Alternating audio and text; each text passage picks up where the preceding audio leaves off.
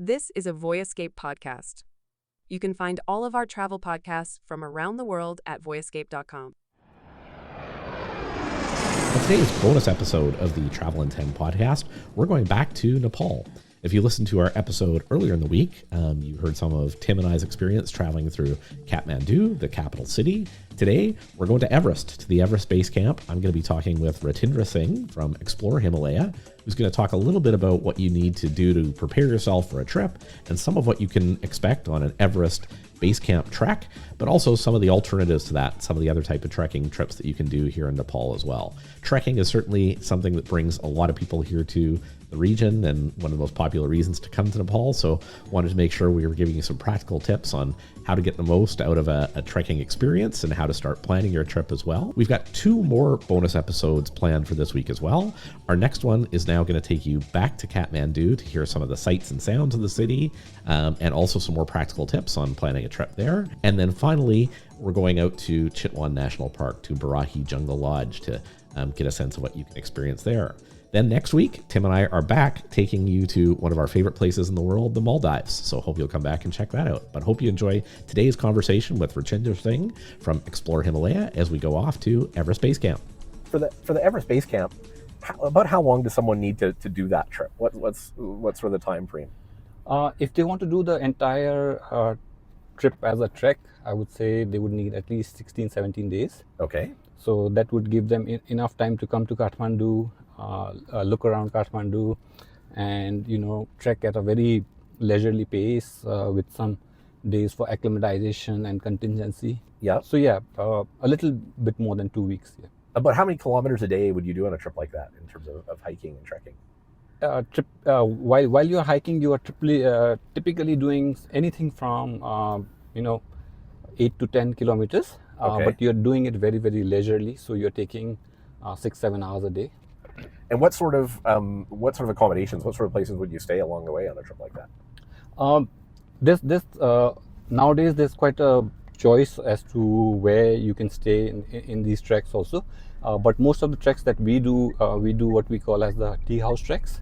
So these are very basic accommodations, but they do allow you to have meals in them, and you do have the option of having a cozy room, and some of them may have like a attached bathroom as well.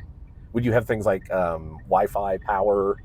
Yes, all these are available, but typically in the tea houses when you are trekking, you have to pay a little bit additional for any of these services, like even if you are charging your phone, if you want to use the Wi-Fi, if you want a hot shower.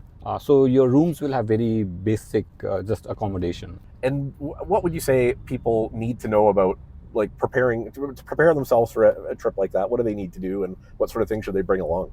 Sure. So definitely you at least 5-6 months ahead you should start preparing. One of the main aspects that you should consider is the altitude that you'll be reaching. For example, with the Everest Base Camp, you're reaching more than 5,000 meters. So that is the main thing that you need to train or you need to be prepared for. Other than that, if you're keeping physically fit, if you are going to the gym twice or thrice a day, or at least doing some activities for about half an hour every day, then you are relatively quite fit to do the walking or the trekking. Yeah. Right? Now, other than that, obviously when you're reaching these altitudes, it's going to be very, very cold, and not all of us are familiar with these kind of terrain. So you should have things like the walking poles, very sturdy trekking boots, and then layers of clothes and down jacket, things like that. I think a lot of people, when you're coming on a trip like this, they worry about how much stuff they need to pack. From what I saw looking around here in Kathmandu, particularly in Tamil, a lot of shops that rent gear. I think your shop even rents some gear out for people, don't they, if they need it, and also a lot of places where you can buy trekking gear in the area as well. Yes, that's correct. So when we are talking to our clients in regards to their packages, we give them both the options. If they happen to have some of these things, so we give them what we call as a gear list, which is a very exhaustive list of what you might need on a trek, but you might not need all of it. So we ask them, like, if they have some of those things at home, they have the option to bring that with them if they have space in their luggage. Otherwise, like you said, there's always the possibility to buy it or rent it over here. Now, when they are trekking, there's two things. One is that their luggage is being carried by the porters. So we allow one porter to carry 15 kgs of luggage for one person. Okay. And apart from that, what we basically ask our trekkers to do is to carry a backpack, a 25, 30, 35 liter backpack. Yeah. And whatever they need essentially in the day, like their water, their sunscreen, might be a light jacket, camera, that they can carry themselves, and the rest of the things will be carried by the porter. So that's interesting. So everybody who goes trekking has a porter assigned to them? Yes. So we assign one porter to every two persons. And are they from some of the local communities? Yes, they are from the local communities, and they usually join you from Lukla onwards. So when you actually start your trek. Now, the Everest Trek, obviously extremely popular to get to Everest Base Camp. I think that's a big bucket list destination for many, many people around the world. But if people want some alternatives and are looking to try another trek, what would you say are the other sort of top 2 or 3 alternatives? Maybe something that's a little bit shorter, or something that's just a little bit different than what you would experience on the Everest Base Camp trek. Right. So there's many options. Like I said initially, the other very popular area of trekking in Nepal is the Annapurna region. So over there, you can do the Annapurna Base Camp, you can do the Poon Hill trek, you can also do the Mardi Himal, very close to Kathmandu. You can do Langtang.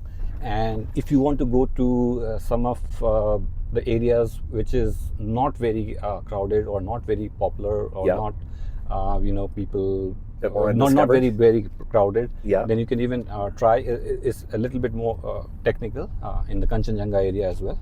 So which is towards the eastern part of Nepal. So when you say a little bit more technical, like what would be required there? Similar, but your, let's say, elevation per day or the height you are climbing in a day might be steeper. Yeah. So that might require a little bit more, let's say, effort on your part when you're trekking. And you can also, my understanding is that if you want to get to the base camp without trekking, you can helicopter almost right into it, can't you? Yes, that's also a possibility.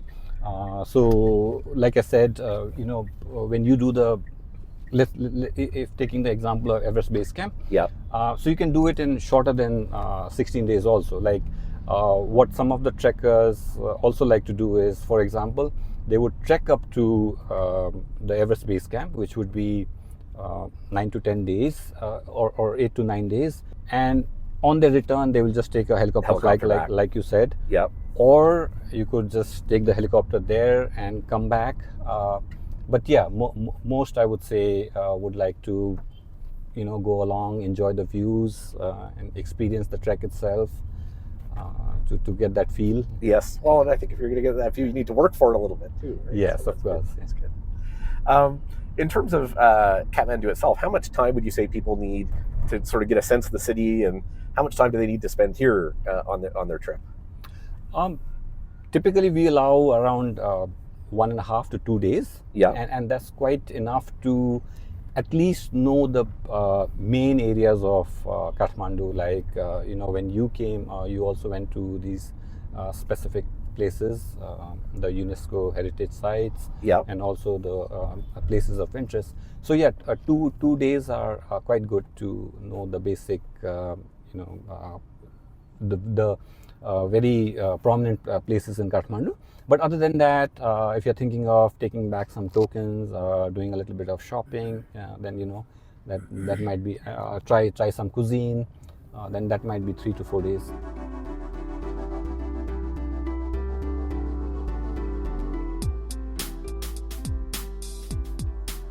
Well, a huge thanks to Ratindra and his team at Explore Himalaya. They were super helpful during my time in Nepal. And as I mentioned earlier, we've got a couple more bonus episodes coming from Nepal this week. One more back in Kathmandu, and then a final episode where we're going to get up to Chitwan National Park and Barahi Jungle Lodge and give you a bit of a sense of what you can explore there as well. If you're finding the podcast useful, it would be hugely helpful if you could go onto the Apple Podcast Store or Spotify or wherever you get your podcasts and drop us a review or a rating. Share the podcast on social channels as well. That really helps us as we continue to build out content for you on things to see and do around the world. And look forward to having you come back for our bonus episodes later this week. And then next week, we'll be back again with Tim taking you to the Maldives. Looking forward to it.